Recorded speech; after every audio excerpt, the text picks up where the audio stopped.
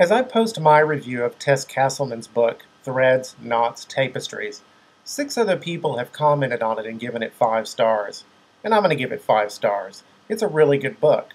Doesn't take you long to read, and when you do, you'll find that you've learned a thing or two.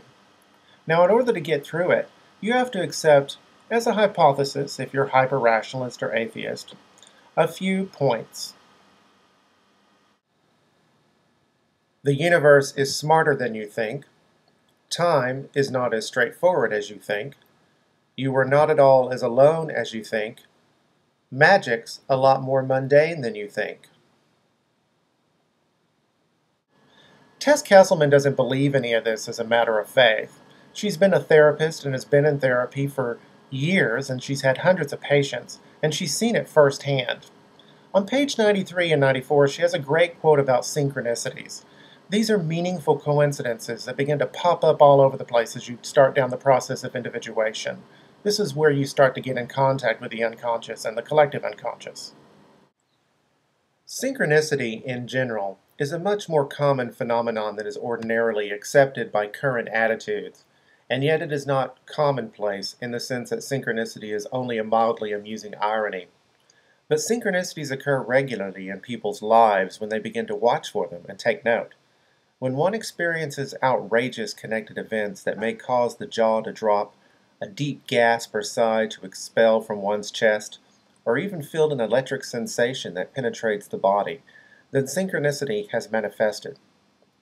Over time, even remarkable synchronicity seems more ordinary, just as the ordinary becomes more remarkable. Tess is a Jungian therapist, and on pages 60 through 62 of her book, she fits this book into the larger context of Jungian theory and practice.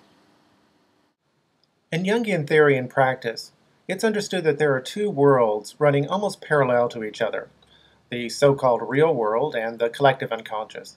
Both are equally important. There's constant chatter and feedback between the two through the 4 functions: thinking, feeling, intuition, and sensation. The arrows are not all the same size because you don't use them all equally.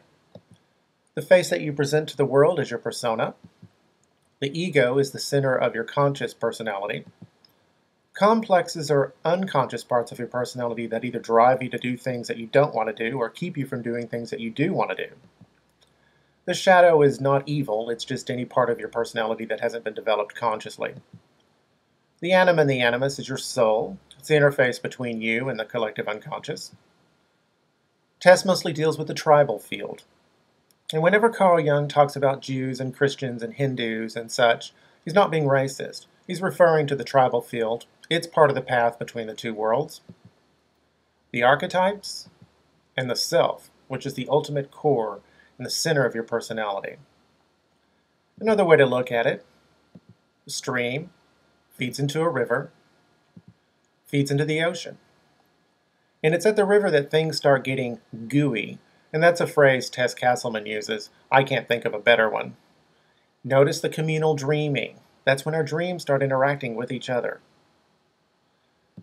Going back to the original diagram, notice how the different personalities feed into that tribal field. Different tribal fields will feed into the archetypes. All part of the interface between the 2 worlds. Once again, 5 stars for Tess Castleman in her book. If you feel like there's no meaning in the world, if you feel like everything in front of your face is all there is, and ultimately none of it has any meaning, if you feel like you're nothing but dust in the wind, I would highly recommend you check out Carl Jung and find any Jungian therapist that you can and talk to them. Get in with them.